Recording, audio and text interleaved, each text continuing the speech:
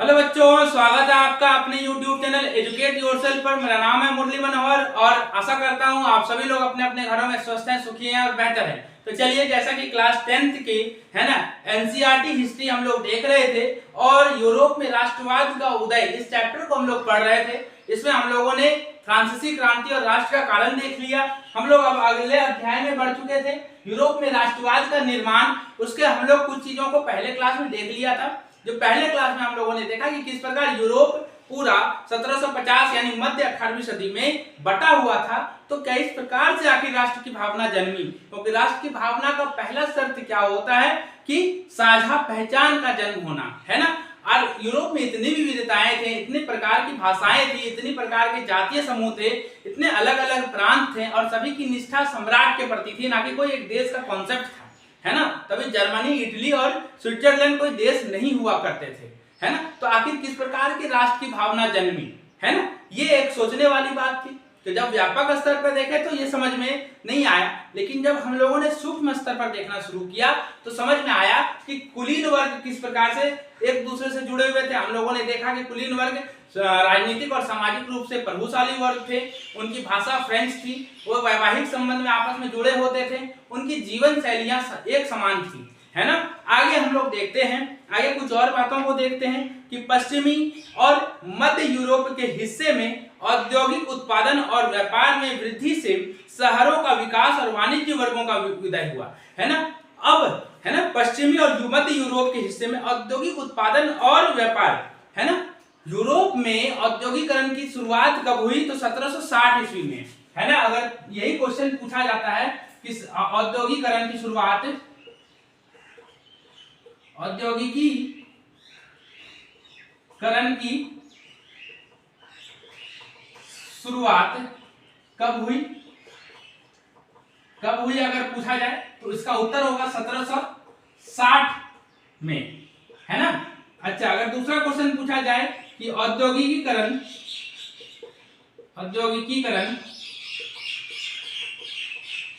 की शुरुआत कहां हुई? औद्योगिकरण का मतलब क्या होता है बच्चों? तो औद्योगिकरण मतलब बहुत तेजी से, औद्योगिक क्रांति भी कहते हैं इसको, कि बहुत तेजी से उद्योगों में वृद्धि हुई, है ना। ठीक है, मशीनें बहुत तेजी से, कारखाने लगने शुरू हो गए, है ना। ठीक है, मशीनों में बहुत तेजी से इजाफा हुआ। तो ये जो एक क्रांति आई, यानी इनकी संख्या में बहुत तेजी से जो वृद्धि हुई, इसको औद्योगिकरण कहा जाता है, जो कि शुरुआत कब हुई? 1760 में। और सबसे पहला औद्योगिकरण कहाँ आया था? तो इंग्लैंड में आया था, ठीक है, इंग्लैंड में आया था। ये सब बातें आप याद रखेंगे, है ना। ठीक है, तो जाहिर सी बात है। और औद्योगिकरण ने यूरोप में क्या किया? तो औद्योगिकरण के कारण यूरोप में दो नए समाज का जन्म हुआ। एक समाज था उत्पादक वर्ग, एक समाज क्या था? उत्पादक वर्ग या व्यापारी वर्ग। एक समाज क्या था? उत्पादक वर्ग और व्यापारी वर्ग। और दूसरा समाज क्या था? श्रमिक वर्ग, है ना। और इन सबको मिला के हम बोलते हैं एक नया समाज, मध्य वर्ग का उदय हुआ। कैसा? मध्य वर्ग का उदय हुआ, है कि नहीं। तो औद्योगिकरण ने यूरोप को एक नया समाज दिया, उसको कहते हैं मध्य वर्ग। तो सबसे पहले जो औद्योगिकरण आई या औद्योगिक क्रांति आई वो इंग्लैंड में आई लगभग 1760 में। लेकिन जर्मनी और क्या कहते हैं जर्मनी वगैरह पहुंचते जो है या लगभग 1820 या 1840 का समय ले लिया था, है ना। ठीक है, फ्रांस और जर्मनी पहुंचते यानी फ्रांस और जर्मनी में औद्योगिकरण कब पहुंची, है ना। अगर हम बात करें फ्रांस और जर्मनी में औद्योगिकरण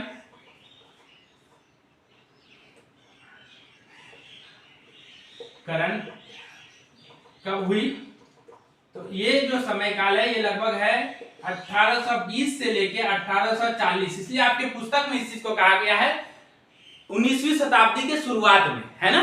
ठीक है, ये और शताब्दी और सदी क्या होता है, इसमें टाइमलाइन को कैसे निकाला जाता है, ये हम लोगों ने कल के क्लास में देख चुके हैं हम लोग, है ना। तो आगे देखते हैं तो एक नया समाज जो है वाणिज्यिक वर्गों का उदय हुआ, जिनका अस्तित्व बाजार के लिए उत्पादन पर टिका था। जाहिर सी बात है, एक नया समाज वाणिज्यिक वर्ग का जन्म हुआ, है ना, व्यापारी वर्ग का जन्म हुआ। इंग्लैंड में औद्योगिकरण 18वीं सदी के दूसरे भाग में आरंभ हुआ। इंग्लैंड में 18वीं सदी के दूसरे भाग कहने का मतलब मैंने कब अभी लिखाया कि औद्योगिकरण इंग्लैंड में कब आया, 1760 में। इसलिए कहा गया कि 18वीं सदी के दूसरे भाग यानी मध्य 18वीं के बाद 1760, है ना, ठीक है। और दूसरे भाग में हुआ, लेकिन फ्रांस और जर्मनी के कुछ हिस्सों में यह 19वीं शताब्दी के दौरान हुआ। 19वीं शताब्दी के दौरान यानी समय काल लगभग 18, इसी को कहेंगे 19वीं शताब्दी के दौरान।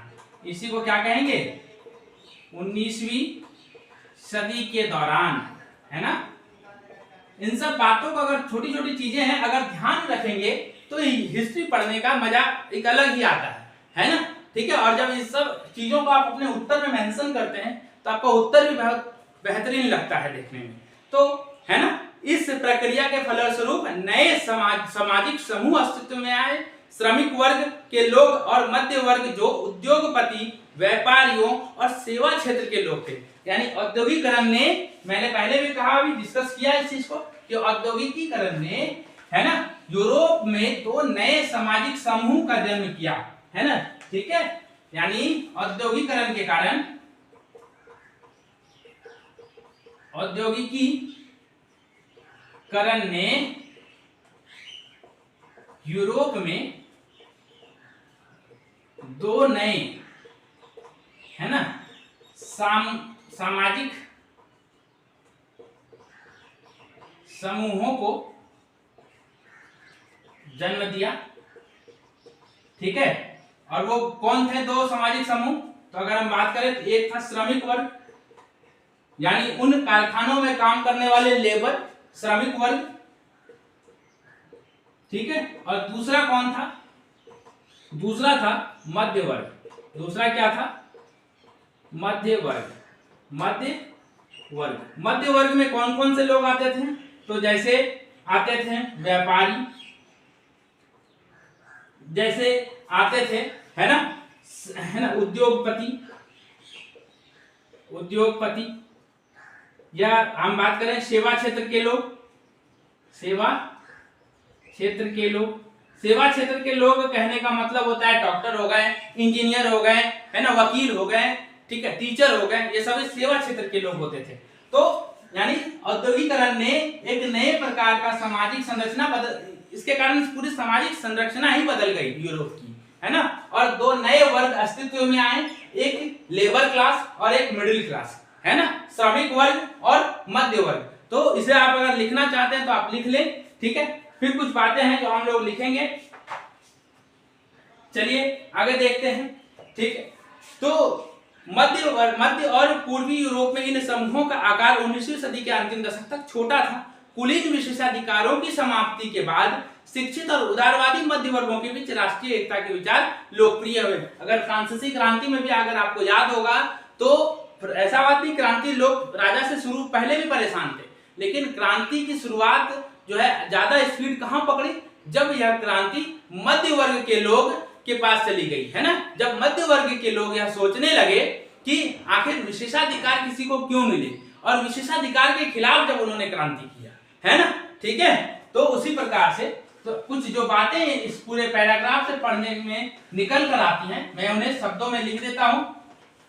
ये आप भी साथ में लिखते चले ताकि आपका नोट्स बनता चले बच्चों, है ना। तो 1760 में औद्योगिकरण की शुरुआत हुई इंग्लैंड में, है ना। पहली पॉइंट क्या हुई, 1760 में औद्योगिकीकरण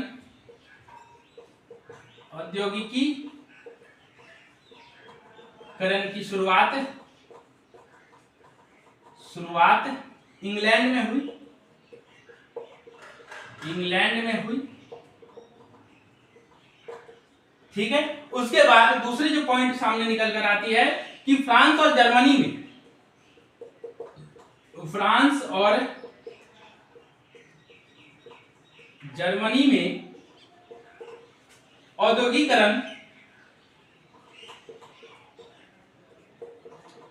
औद्योगिकीकरण करण है ना 1820 से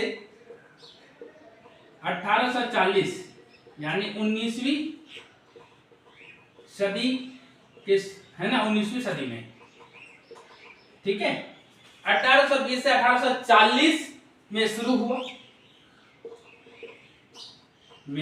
हुआ, ठीक है। आगे देखते हैं, औद्योगिकीकरण से समाज में नया मध्य वर्ग है ना, औद्योगिकीकरण से समाज में है ना नया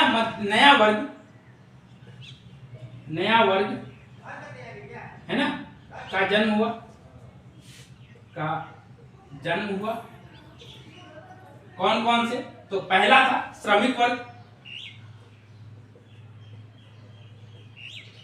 श्रमिक वर्ग और दूसरा था मध्य वर्ग है ना। दूसरा क्या था? मध्य वर्ग। मध्य वर्ग में कौन कौन से लोग आते थे? तो इसमें आते थे व्यापारी, उद्योगपति है ना, व्यापारी, उद्योगपति एवं सेवा क्षेत्र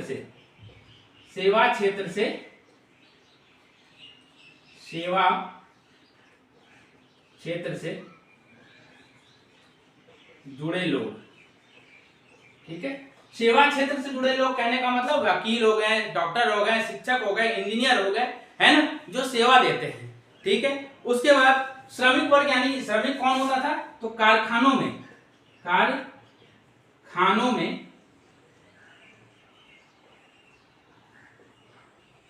काम करने वाले मजदूर, ठीक है। ये नया वर्ग था, ठीक है। आगे देखते हैं, आगे कुछ और बात है। तो और उसके बाद जो है क्या हुआ, तो इसको आप लोग लिख लें, है ना। मैं इसे 10 सेकंड का समय दे रहा हूं आप लोगों को, फिर ऐसे मिटाऊंगा।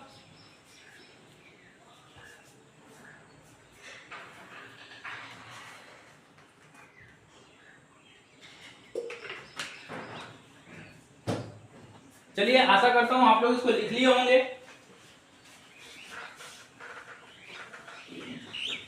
उसके बाद मध्य वर्ग के उदय होने के बाद और विशेषाधिकार की समाप्ति के बाद, है ना, विशेषाधिकार की समाप्ति के बाद जो लोगों में साझा पहचान की भावना जनी, उस समानता की भावना, और जिसने आगे चलकर राष्ट्रीय भावना का जन्म को रूप दिया, है ना।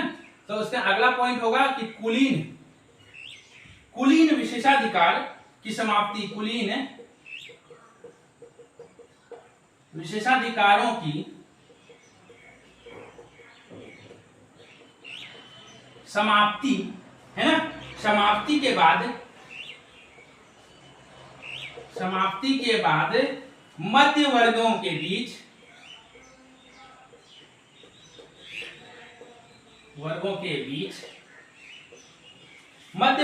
बीच ही राष्ट्रीय, है ना, राष्ट्रीय एकता के विचार को बल मिला, या विचार लोकप्रिय हुए, ठीक है। तो है ना, यानी हम लोगों ने क्या देखा अब तक कि किस प्रकार से कुलीन वर्ग में एक साझा पहचान की भावना थी। कुलीन वर्ग की समाप्ति और औद्योगिकीकरण की शुरुआत के बाद से एक नया वर्ग मध्य वर्ग का उदय होता है। मध्य वर्ग में जो पढ़े लिखे लोग होते थे, और विशेषाधिकारों की समाप्ति के बाद मध्य वर्गों के बीच ही राष्ट्रीय एकता का विचार लोकप्रिय हुआ। इस चीज को आगे के क्लास में हम लोग और डिटेल से देखेंगे, है ना। आशा करता हूं आज का यह क्लास आपके लिए हेल्पफुल रहा होगा। तब तक ऐसे ही वीडियोस को लगातार देखने के लिए हमारे वीडियो को लाइक करें, है ना, शेयर करें, और अपने सुझावों और विचारों को कमेंट करें, है ना, कमेंट बॉक्स में जरूर लिखें तो बच्चों, और इस वीडियो को सब्सक्राइब कर लें। अपने विचारों को जो है कमेंट में कमेंट जरूर करें और ऐसे ही वीडियोस को देखने के लिए हमारे चैनल को सब्सक्राइब जरूर कर लें। तब तक के लिए धन्यवाद।